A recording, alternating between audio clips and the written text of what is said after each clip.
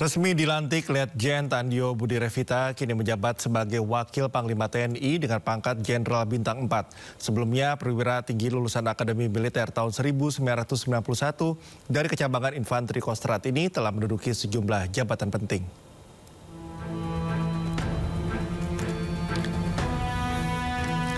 Pria kelahiran Surakarta 21 Februari 1969 sebelumnya pernah menjabat sebagai Dira Komhan Ditjen Strahan Kementerian Pertahanan tahun 2019 hingga 2021.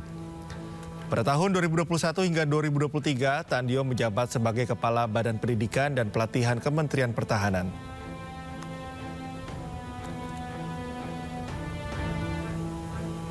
Di tahun 2023, Tandio Budi Revita menjabat sebagai Pangdam 4 Diponegoro hingga tahun 2024. Sebelum dilantik sebagai Wakil Panglima, Tandio menjabat sebagai Wakasat dari tahun 2024 hingga 2025.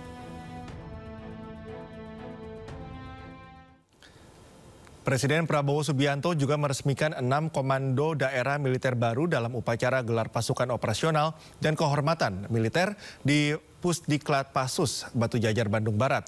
6 jenderal ditunjuk menjadi Pangdam di Kodam baru. Mayor Jenderal TNI Agus Hadi Waluyo ditunjuk menjadi Panglima Kodam 19 Tuanku Tambusai yang meliputi daerah Riau dan Kepulauan Riau.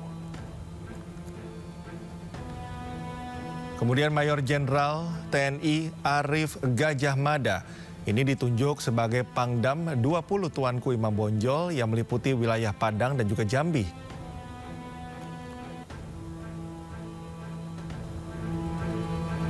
Mayor Jenderal TNI Kristome Sianturi ditunjuk sebagai Pangdam 21 Radin Inten yang meliputi wilayah Lampung dan Bengkulu.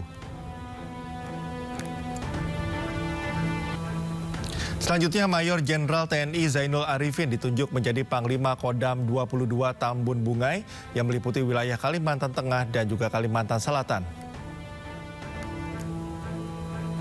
Mayor Jenderal TNI Jonathan Binsar Parluhutan Sianipar ditunjuk sebagai Pangdam 23 Palakawira yang meliputi wilayah Sulawesi Tengah dan Sulawesi Barat.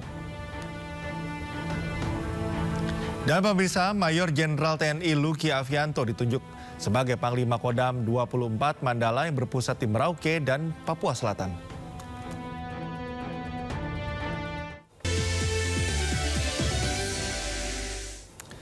Kembali di Sindo Today, pemirsa, seorang pengendara motorsport tewas setelah mengalami kecelakaan di Jalan Ahmad Yani, Surabaya, Jawa Timur. Korban yang melaju kencang berusaha menghindari pickup yang memotong jalur, namun naas motor korban menabrak beton pembatas jalan.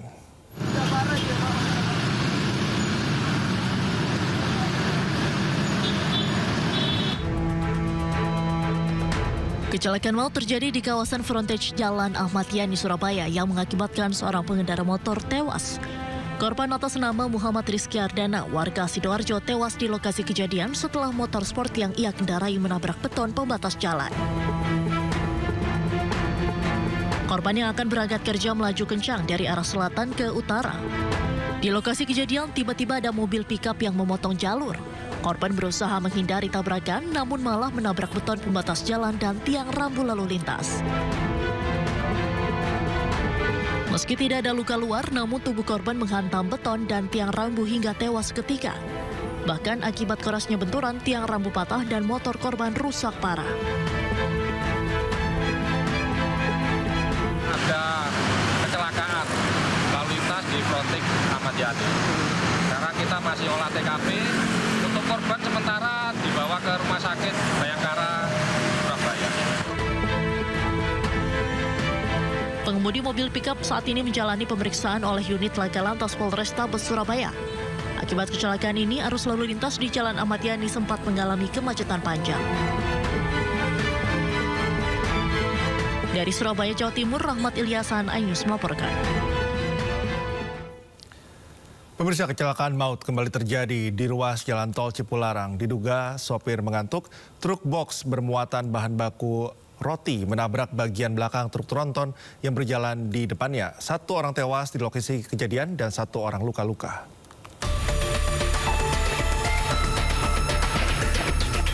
Inilah truk box yang terlibat kecelakaan di Tol Cipularang, kilometer 99, jalur A, sekitar wilayah Darangdan, Kabupaten Purwakarta.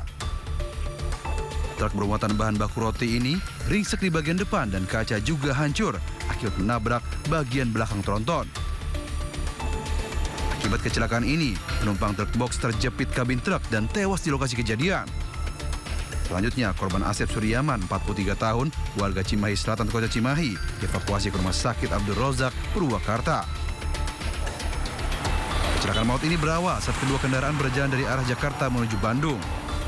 Di lokasi kejadian, diduga sopir truk box mengantuk, kemudian hilang kendali dan menabrak bagian belakang truk tronton yang berjalan di depannya. Mengalami ngantuk sehingga kendaraan oleng dan menabrak kendaraan di depannya, yaitu kendaraan tronton tersebut. Pas di TKP untuk korban yaitu penumpang dari kendaraan box tersebut mengalami luka bagian kaki dan wajah. Kasus kecelakaan ini kini ditangani petugas unit laka lantas Polres Purwakarta. Dari Purwakarta, Jawa Barat, Irwan melaporkan.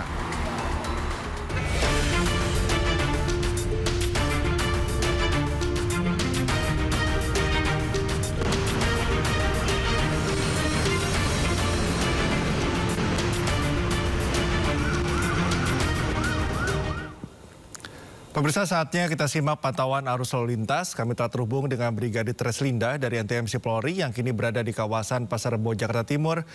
Halo Brigadir Treslinda, bagaimana pantauan arus lalu lintas dari tempat Anda melapor? Terima kasih Cikal dan selamat pagi pemirsa. Pada aktivitas pagi hari di kawasan Pasar Rebo, Jakarta Timur saat ini dalam keadaan ramai dan lancar untuk arus lalu lintas di berbagai arahnya. Terlihat juga memang aktivitas masyarakat di kawasan ini terus meningkat. Tentunya bagi pengguna kendaraan yang akan melintas di kawasan ini untuk selalu menjaga batas kecepatan dan juga jaga jarak aman kendaraan Anda. Untuk arus lalu lintas sendiri dari arah Kramat Jati yang akan mengarah ke arah Depok maupun yang akan berbelok kiri ke arah Condet dan berbelok kanan ke arah Fatmawati. Saat ini dalam keadaan ramai dan lancar, perlambatan kecepatan kendaraan terjadi di antrian traffic light. Dan untuk saat ini kepadatan kendaraan terlihat dari arah Condet yang akan mengarah ke arah Fatmawati dan Cilandak dengan dominasi kendaraan roda 2 maupun roda 4. Kemudian tidak sedikit juga didominasi dengan bus antar kota dan juga bus Transjakarta, mengingat kawasan ini juga terdapat terminal Kampung Rambutan. Melintas di kawasan ini kami juga menghimbau bagi pengguna kendaraan bus angkutan untuk tidak parkir di median jalan saat mendekati terminal Kampung Rambutan, karena hal ini dapat menghambat jalannya arus lalu lintas di kawasan ini, mengingat aktivitas kendaraan di kawasan ini cukup padat dengan angkutan umum maupun kendaraan-kendaraan besar yang melintas di kawasan ini. Kemudian untuk kendaraan yang akan mengarah ke Depok dan Bogor saat ini dalam keadaan ramai dan lancar, perlambatan kecepatan terjadi di antrian traffic light. Begitupun dengan kendaraan yang akan mengarah ke Kramat Jati. Tentunya bagi Anda juga yang melintas ke arah Kramat Jati untuk menjaga batas kecepatan, mengingat di median jalan banyak sekali aktivitas pedagang buah di pinggir jalan. Hal ini juga perlu diantisipasi kendaraan yang berhenti di median jalan untuk membeli buah tersebut. Kemudian kami juga menginformasikan jika data SMS Korlantas Polri dalam kurun waktu 1 kali 24 jam terjadi 188 kasus laka lantas dengan rincian 7 orang meninggal dunia, 17 orang luka berat dan 132 orang luka ringan. Dari data tersebut 52% terjadi karena kecerobohan pengemudi dengan tidak menjaga jarak aman maupun berbelok kiri dan berbelok kanan tidak melihat kendaraan yang berada di depan, sehingga hal ini menyebabkan kecelakaan lalu lintas. Tentunya bagi Anda yang berkendara di jalan untuk selalu mengutamakan keselamatan sebagai kebutuhan. Hal ini untuk menciptakan keamanan, keselamatan juga ketertiban serta mencegah kecelakaan lalu lintas yang menyebabkan korban jiwa di jalan raya.